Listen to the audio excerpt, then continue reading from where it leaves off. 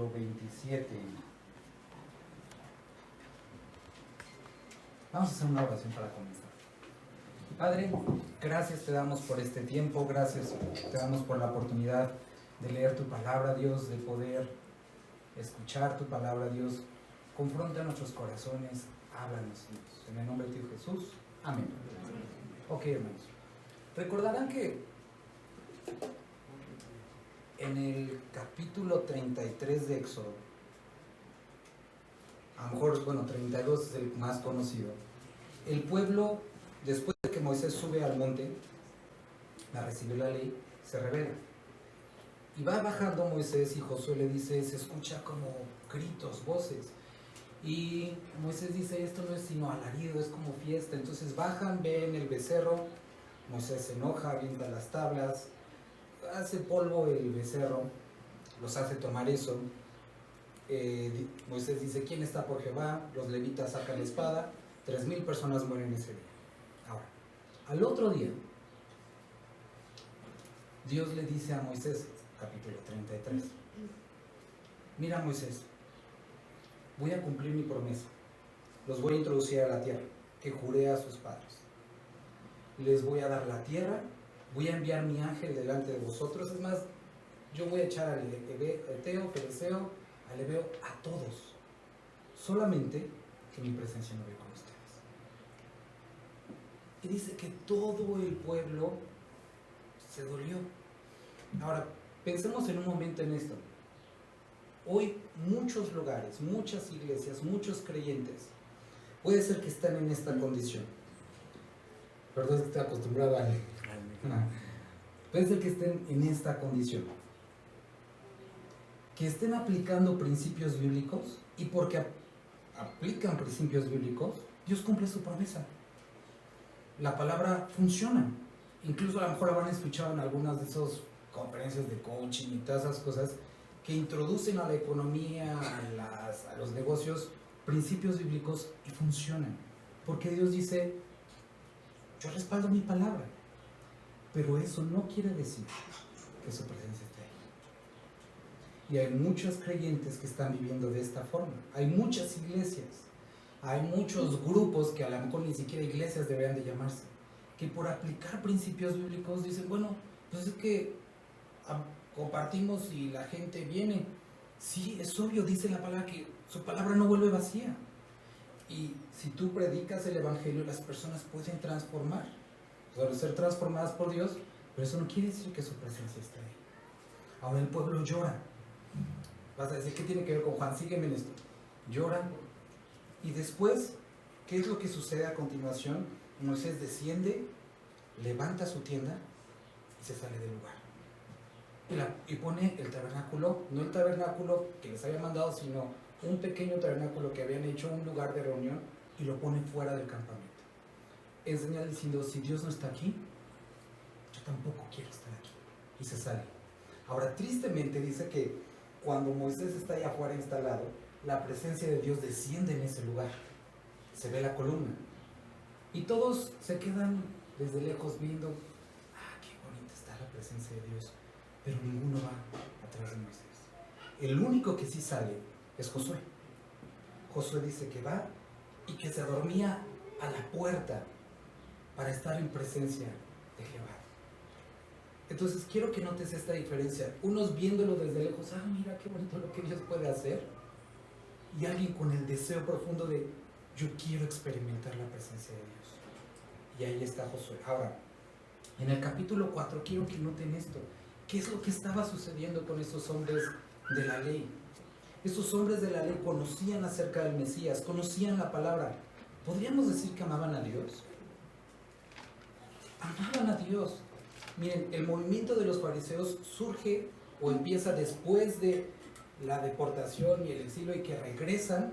Y cuando regresan, ese deseo de decir, no nos vuelve a pasar que la idolatría nos manda afuera, se funda o inicia este grupo tan celoso de la ley para nunca apartarse de la ley de Dios. Y en ese camino tomaron reglas de hombres como si fuera la ley de Dios y se clavaron en eso. Ahora llegamos aquí y en los primeros capítulos, sé que ya los vieron, estaban en esta onda de ¿quién bautiza más? quién tiene más congregantes, quién tiene más creyentes. Mira, ese juego del ministerio, y Jesús no quiere involucrarse en toda esa onda y sale. Ahora, sale, y ya lo vieron también, pasa, en vez de rodear como generalmente cualquier judío lo haría, se va para Samaria. Y estas palabras interesantes: le era necesario pasar por Samaria. A Jesús le era necesario. A todos los demás judíos ni les interesaba, pero a Jesús le era necesario. ¿Por quién? ¿Por esta mujer? Sí, pero no solamente. Vemos más adelante que todos salen al encuentro de Jesús. Ahora, me gustaría que pudieran continuar, para no seguirme. Vamos al capítulo 4, vamos al versículo 19. Le dijo la mujer: Señor, me parece que tú eres profeta. Nuestros padres adoraron en este monte, y vosotros decís que en Jerusalén es el lugar donde se debe de adorar. Jesús le dijo: mujer, créeme, que la hora viene cuando ni en este monte ni en Jerusalén adoraréis al Padre. Nuestro hermano Alfred citaba este versículo. Fariseos, ¿quién está ganando? ¿Quién tiene más? ¿Quién bautiza más? ¿Quién tiene más seguidores? Esta mujer, siendo samaritana, no carecía de conocimiento, pero estaba conflictuada entre en qué lugar se debe adorar, en qué lugar realmente se manifiesta la presencia de Dios. Y Jesús va a este: nuestros padres adoraron en este monte, versículo 20, y vosotros decís que en Jerusalén es el lugar donde se debe adorar. Jesús le dijo: mujer, créeme, que la hora viene cuando ni en este monte ni en Jerusalén adoraréis al Padre. Vosotros adoráis lo que no sabes. Nosotros adoramos lo que sabemos, porque la salvación viene de los judíos. Mas la hora viene, y ahora es, cuando los verdaderos adoradores adorarán al Padre en espíritu y en verdad, porque también el Padre tales adoradores busca que lo adoren. El libro de Josué es un libro que describe la salida, o más bien la entrada de un grupo de personas que ya eran el pueblo de Dios y son introducidas a una vida llena de fruto, a eso que habían esperado, a eso que Dios les había prometido. Vagaron durante 40 años, porque la primera vez que se acercaron dijeron: no se puede.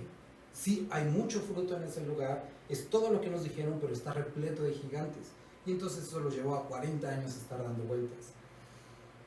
Recuerden, todo historia, relato en el Antiguo Testamento es sombra de algo en el Nuevo Testamento. ¿Qué es lo que el libro de Josué presenta? La vida del creyente llena del Espíritu Santo, llena de fruto. Salen de Egipto, atraviesan el mar, cruzan, y el Nuevo Testamento nos dice que fueron bautizados, que era el símbolo del bautismo. Así como nosotros venimos de una vida pasada en la que teníamos pecado, creemos, nos volvemos pueblo, está ahí la imagen de la Pascua, el sacrificio de Cristo Jesús, somos bautizados, empezamos esta vida, recibimos la ley de Dios, tenemos su palabra, pero nos damos cuenta que cuando llegamos al libro de Josué, algo que no pudo hacer la ley, que es Moisés, el símbolo de Moisés, lo hace Josué, que es el símbolo de Jesucristo, y es introducirnos a esta vida fructífera, llena de su presencia. Y eso es lo que simboliza el Jordán, un segundo bautismo, el bautismo del Espíritu Santo. Entonces atraviesan el río Jordán y ahora hay retos. Por supuesto que hay retos, hay dificultades, pero se dan cuenta de algo que sucede, capítulo 2 del libro de Josué, que dicen: verdaderamente Dios nos ha entregado esta tierra. Ahora, quiero nuevamente que podamos leer el versículo 23. Mas la hora viene, y ahora es, cuando los verdaderos adoradores adorarán al Padre en espíritu y en verdad, porque también al Padre tales adoradores busca que lo adoren. ¿Alguien recuerda desde qué edad empezaban a estudiar los judíos la ley? 12 años. Estos hombres fariseos, por lo menos más de 12 años tenían. Yo creo que ya tenían un buen rato estudiando y conocían. Eran personas celosas en el conocimiento. Ahora, todo ese conocimiento no fue suficiente para entender que Jesús era el Mesías. El libro de Colosenses, mira, vamos a Colosenses. El libro de Colosenses, en el capítulo 1. Vamos a Colosenses 1 primero.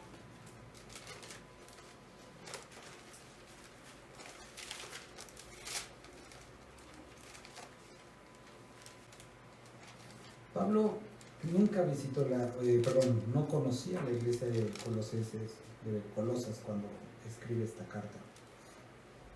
Pero dice que desde que escuchó de ellos, no se cansaba de orar por ellos y nos menciona algunas áreas en las que Pablo oraba por ellos. Ahora, uno podría decir, bueno, ¿cómo es que oramos por personas que no conocemos? Y Pablo nos da algunas recomendaciones. Quiero que puedan notar el versículo 9. Por lo cual también nosotros, del día que oímos, no cesamos de orar por vosotros para pedir que seáis llenos del conocimiento de su voluntad en toda sabiduría e inteligencia espiritual. Ahora, primero, Pablo oraba por esto, conocimiento de su voluntad. Entonces, eran personas, oraba por estos creyentes para que pudieran conocer qué es lo que Dios quería para su vida. El día de hoy, muchos de nosotros podemos decir, yo sí sé qué es lo que Dios quiere que haga. Yo sí sé o tengo una idea de lo que Dios me está pidiendo. Después dice, no solamente conocimiento de su voluntad, ¿qué dice después? En toda sabiduría. ¿Qué es la sabiduría? El temor a Jehová. Entonces conozco lo que Dios quiere, tengo su palabra, temo a Dios porque, pues sí, temo a Dios, lo estoy buscando. Y después dice inteligencia espiritual. Esa capacidad, ese entendimiento para saber qué significa cada palabra y buscar aplicarla. Y muchos de nosotros puede ser que estemos en esa condición, y te aseguro que los fariseos de alguna forma tenían algo de estas tres, pero quiero que veas qué es lo que sigue pidiendo Pablo: para que andéis como es digno del Señor, agradándole en todo, llevando fruto en toda buena obra y creciendo en el conocimiento de Dios. Versículo 11: fortalecidos con todo poder, conforme a la potencia de su gloria, para toda paciencia y longanimidad. Menciona algo adicional que estamos hablando en el libro de Josué. No solamente basta conocer, no solo basta saber las herramientas, es decir, no basta saber a dónde ir, ni cómo hacerlo. Porque muchos posiblemente han estado ahí. Dios, he leído muchos años tu palabra.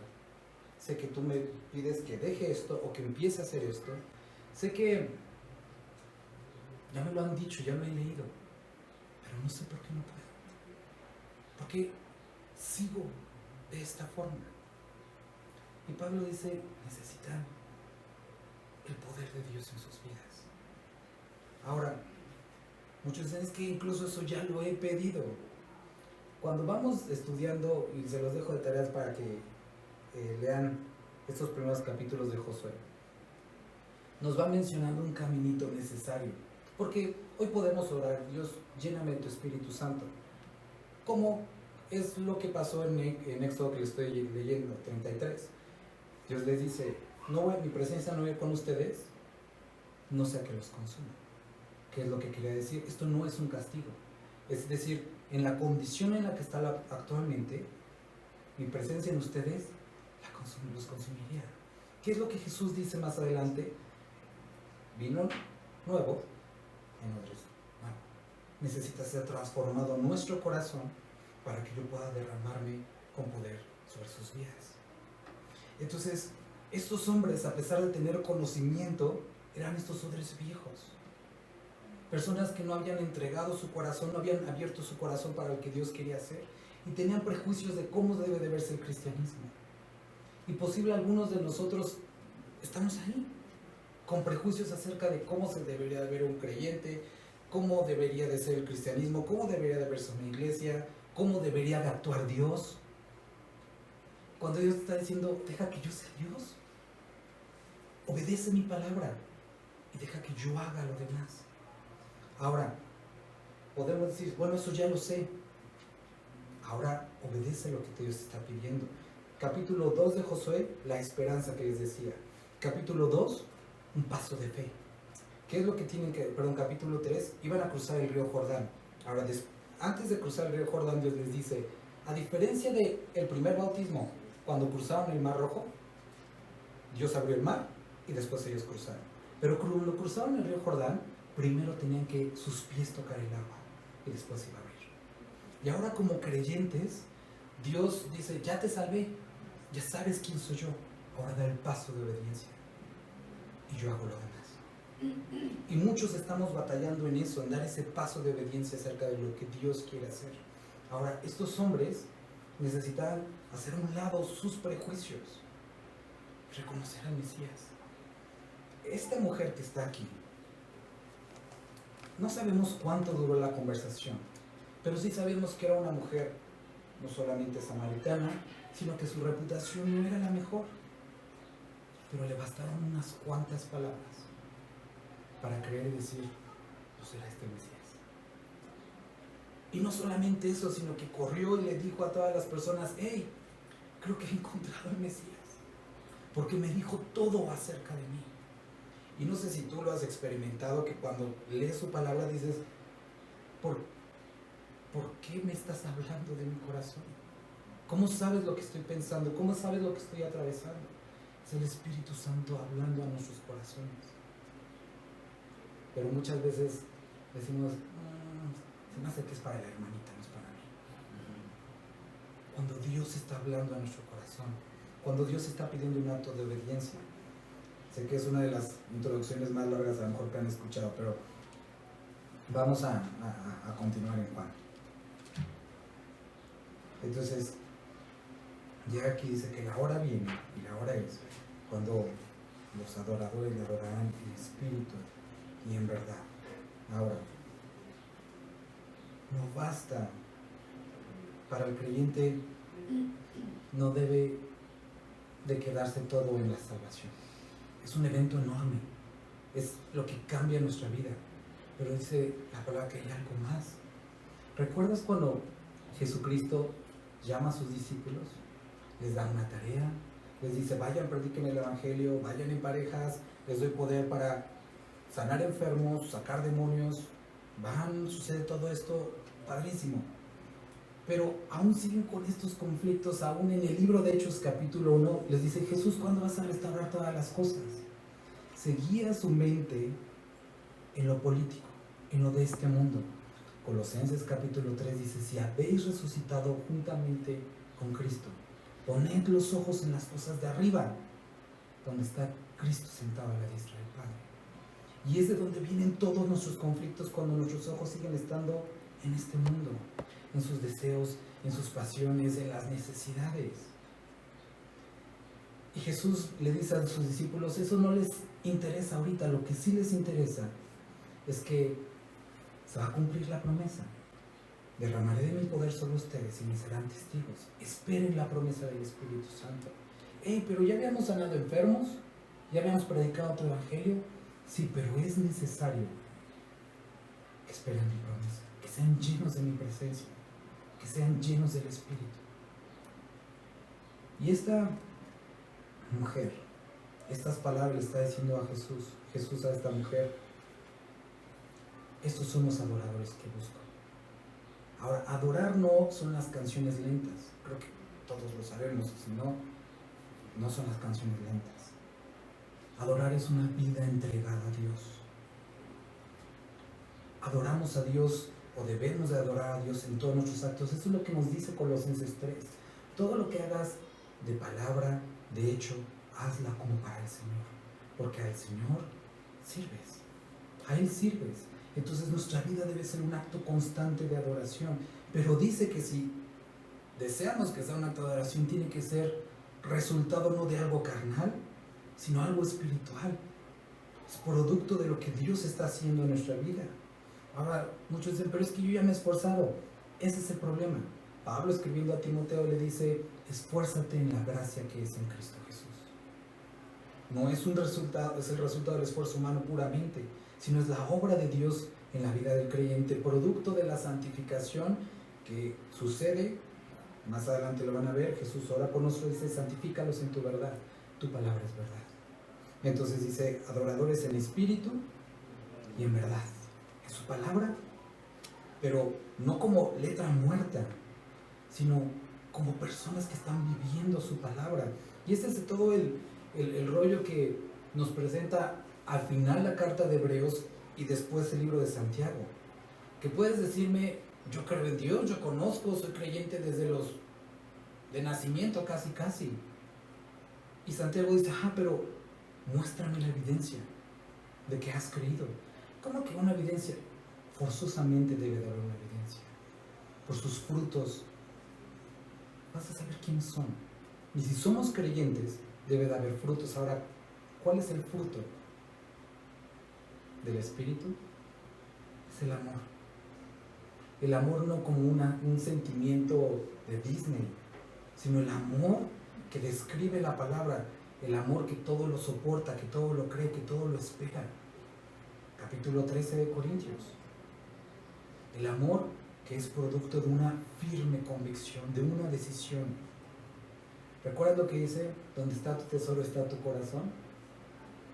Esto es algo que debemos de entender, que debemos decidir obedecer la palabra de Dios y las emociones siguen. Porque mucha gente dice: es que yo no lo siento. Posiblemente no lo vas a sentir durante un rato, pero decídelo y obedece y el corazón sigue. Donde has puesto tu tesoro, y si tu tesoro es obedecer a Dios, tu tesoro es Dios, las emociones siguen. No andes buscando emociones, que es donde muchos han equivocado. Entonces, esos son los adoradores que buscan a Dios, no de un lugar, no de otro, no de un día, no de otro, sino aquellos que con sus actos, con sus palabras, honran el nombre de Dios. Entonces, versículo 25, adorar bien y ahora es con los adoradores adoran en espíritu y en verdad. Dios es espíritu, y los que le adoran en espíritu y en verdad es necesario que le adoren. Le dijo la mujer: sé que ha de venir el Mesías llamado Cristo. Cuando Él venga nos declarará todas las cosas. Como diciendo: sí, ya que nos los explica el Mesías. Jesús le dijo: yo soy el que está hablando contigo. Y muchas veces hacemos de esta forma: sí, cuando Dios me hable, pues ya obedeceré. Dios te está hablando el día de hoy a través de su palabra. Hay cosas que necesitan ser cambiadas. En eso vinieron sus discípulos, se maravillaron de que hablaba con una mujer. Sin embargo, ninguno dijo: ¿qué preguntas o qué hablas con ella?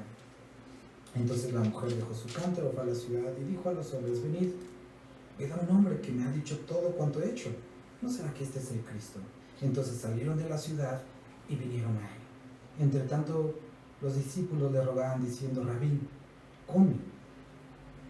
Él les dijo: yo tengo una comida que comer que vosotros no sabéis. Entonces los discípulos decían unos a otros: ¿le habrá traído alguien de comer? Jesús dijo: mi comida es que haga la voluntad del que me envió y que acabe su obra.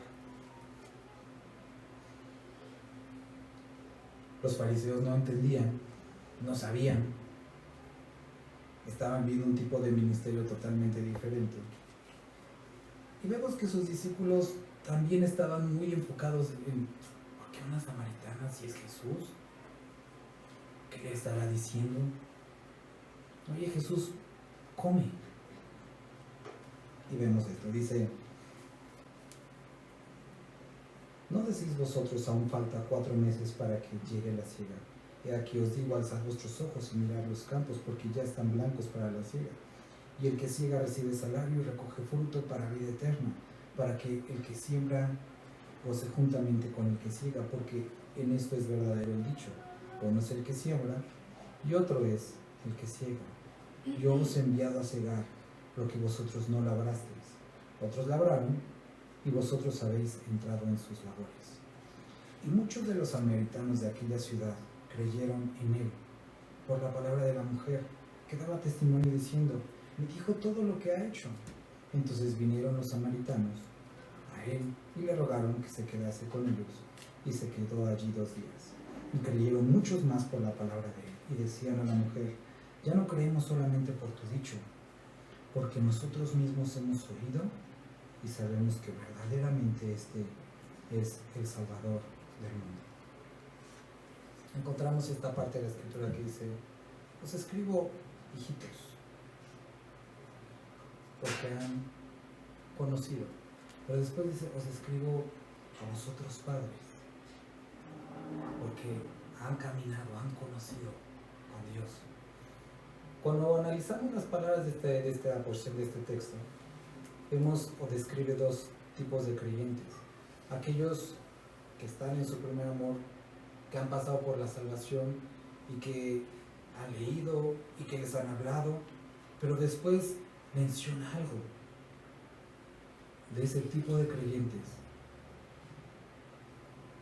que realmente este conocimiento intelectual ya no es meramente intelectual. Saben quién es su Salvador, lo conocen. Y eso es lo que cada uno de nosotros debemos de buscar y esperar.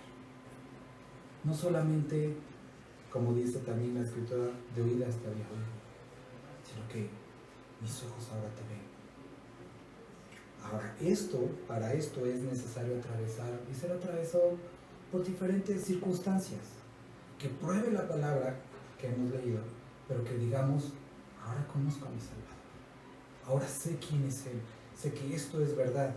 A lo que quiero ir es que muchos tienen un conocimiento intelectual de Dios, pero eso no basta. Esos son los fariseos. Se necesita la obediencia, el caminar con Él, y que puedas decir: yo sé quién es mi Salvador. No es el Dios de esa iglesia, el Dios del pastor, es mi Dios. Y esto es un paso a través del que todos debemos ir. Digo, a lo mejor los que ya me han escuchado en otras ocasiones, creo que ya lo he dicho varias veces aquí. Yo soy hijo de pastor. Yo empecé a estar involucrado en el ministerio desde los 13 años. Y yo pensaba conocer a Dios.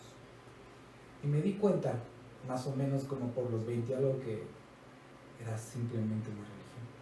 Era el Dios de mis padres, pero no era mi Señor. Y tuve que tener una convicción, una decisión acerca de qué camino quiero seguir. Y puede ser, miren, puede ser. Vamos a Corintios, 2 de Corintios. Esta es una palabra dura para escuchar. Pero al final de Corintios, ¿te acuerdas cuál es el problema con la iglesia de Corinto? Era una iglesia que tenía dones, que había crecido, que había muchas cosas hermosas en la iglesia de Corinto. Pero estaban tolerando el pecado, tenían problema con Pablo, que era el que les estaba compartiendo. Dice que había conflictos entre ellos. 1 Corintios capítulo 2 dice eso. ¿Cómo qué les hablo? ¿Como carnales o como espirituales? Porque escucho que entre ustedes hay contiendas, chismes, problemas. Y resultado de todo esto, en el capítulo 2 de Corintios capítulo 13, Pablo llega a una conclusión que me gustaría que el día de hoy pudieran considerar. Versículo 5. ¿Alguien lo puede leer, por favor? Hasta el punto y coma.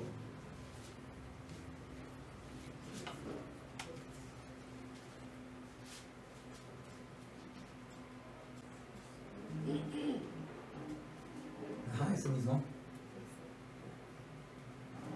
Examinaos a vosotros mismos si estáis en la fe, probaos a vosotros mismos. Hasta ahí.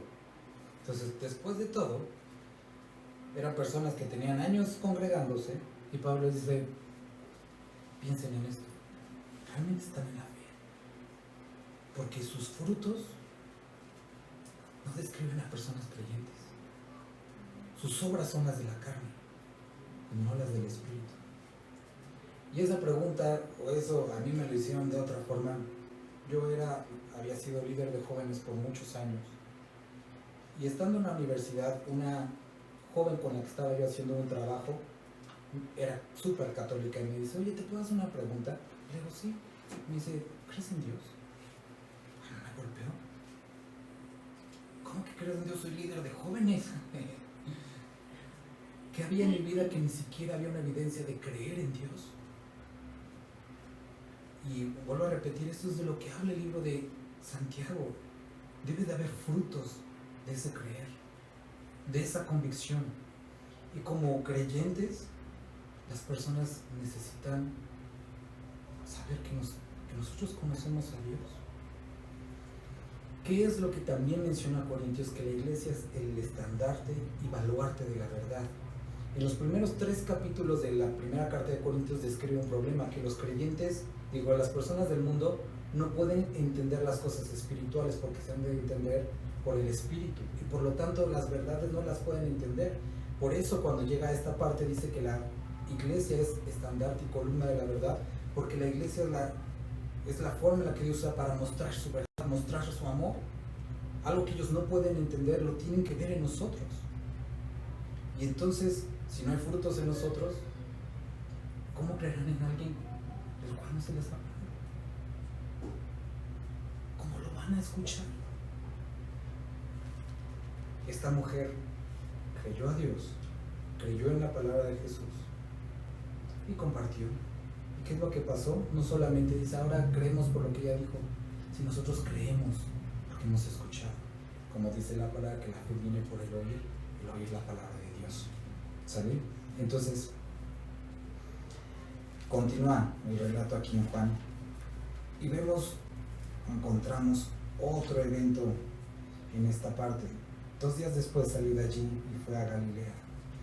¿Te imaginas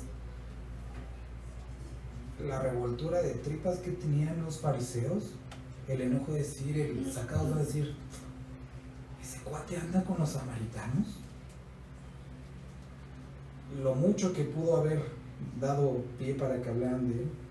2 días después salió de allí y fue a Galilea, porque Jesús mismo dio testimonio de que el profeta no tiene honra en su propia tierra. Cuando vino a Galilea, los galileos le recibieron, habiendo visto todas las cosas que habían hecho en Jerusalén, en la fiesta, porque también ellos habían ido a la fiesta. Ahora, la palabra que menciona aquí como recibieron, desafortunadamente no es la misma que con la samaritana creyó o creyeron. Le recibieron, pero no le creyeron. Querían ver señales. Y así es como vemos al pueblo de Dios. Esa es la sugerencia que Dios les dijo: si quieren, los introduzco a la tierra, pero no voy con ustedes. En búsqueda de sus promesas y de sus beneficios, pero no interesado en que estés conmigo. Y puede ser que así nos podamos ver algunos. Sí, Dios, bendíceme, cumple todas las cosas en mi vida, pero mientras más alejado esté de mí y que no me incomodes, que no estorbes en mis planes, mejor. Esto es lo que estaba sucediendo con las personas en Galilea. Querían ver milagros. Oye, está padre esto. Queremos ver más cosas, pero no habían creído. Porque el creer implica obediencia, sometimiento. Dice, vino pues Jesús otra vez a Caná de Galilea, donde había convertido el agua en vino. Y había en Capernaum un oficial del rey, cuyo hijo estaba enfermo. Cuando oyó que Jesús había llegado de Judea a Galilea, vino a él y le rogó que descendiese y sanase a su hijo, que estaba a punto de morir. Entonces Jesús le dijo: si no viereis señales y prodigios, no creeréis. El oficial del rey le dijo: Señor, desciende antes que mi hijo muera. Jesús le dijo: ve, tu hijo vive. El hombre creyó la palabra que Jesús le dijo y se fue. Cuando ya él descendía, sus siervos salieron a recibirle y le dieron nuevas diciendo: tu hijo vive. Entonces él les preguntó a qué hora había comenzado a estar mejor, y le dijeron: ayer a las 7 le dejó la fiebre. El padre entonces entendió que aquella era la hora en que Jesús le había dicho: tu hijo vive, y creyó él con toda su casa. Esta segunda señal hizo Jesús cuando fue a Judea de Galilea. Ahora, este hombre, después de tener toda la urgencia para ir a buscar a Jesús, porque su hijo estaba a punto de morir, después de que Jesús le dio la palabra de tu hijo vive, no regresó a su casa. Cuando nosotros vemos este relato de cerca, él estaba a un viaje de 4 horas de casa. No era tan lejos como para que aún no hubiera llegado un día después. Eso quiere decir que creyó de tal forma que ya no sintió necesidad de ir a casa, sino que se ocupó de otras labores.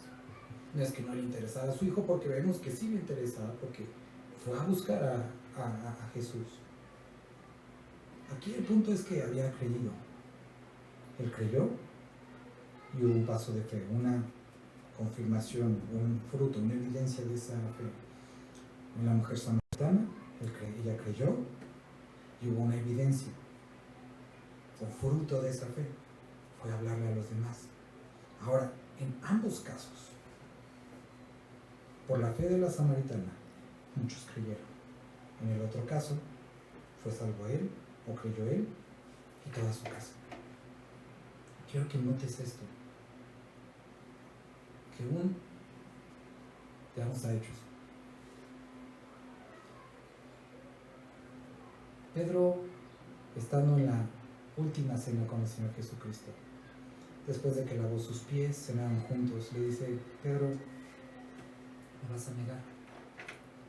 Y él le dice: no, yo no voy a hacer eso. Yo daría mi vida por ti. ¿Ves qué ridículo se ve esto? Si Jesús es el Señor y dijo algo, Pedro no podría decir que no, porque va a suceder. O sea, ¿cómo le dices? No tienes razón, tú no sabes de qué hablas. Por supuesto que sabía que habla. Él conocía su corazón. Él conocía que iba a suceder. Ahora, ¿qué es lo que sucede? Obvio, lo niega. Ahora, después de haberlo negado, después de que pasó todo eso, Jesús lo vuelve a llamar y le dice: sígueme. Vamos a ver más adelante.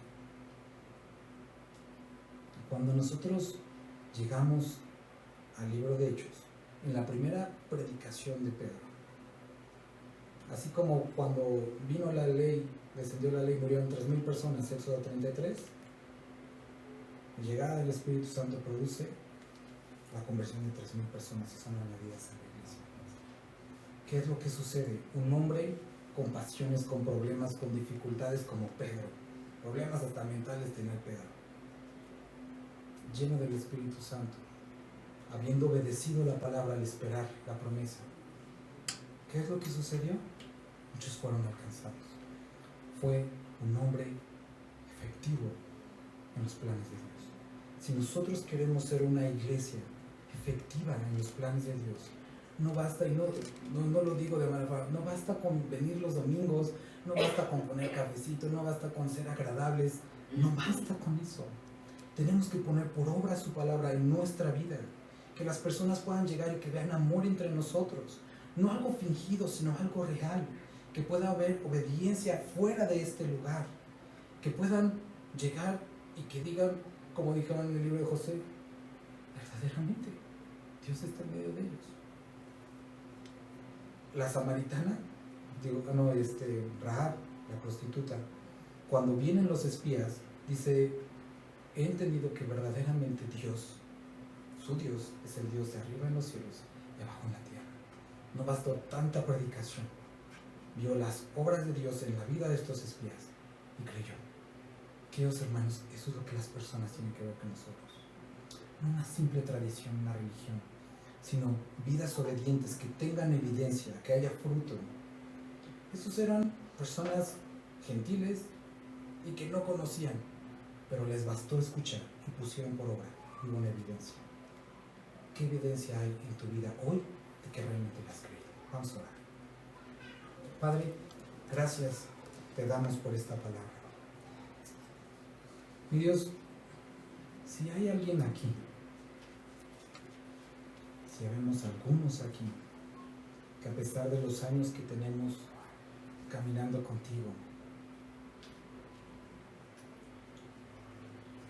así como el pueblo de Dios, pareciera que estamos vagando en esa infertilidad, en esa sequedad en nuestro corazón, y por miedo, por desobediencia y por incredulidad, no hemos entrado a esa vida fructífera que tú has prometido a todo creyente. Te rogamos, Padre, que transforme nuestro corazón. Te rogamos que transforme nuestra vida y que podamos tener esta fe que tiene obras, no obras que producen fe, sino la fe que produce obras, evidencia, y que a través de esto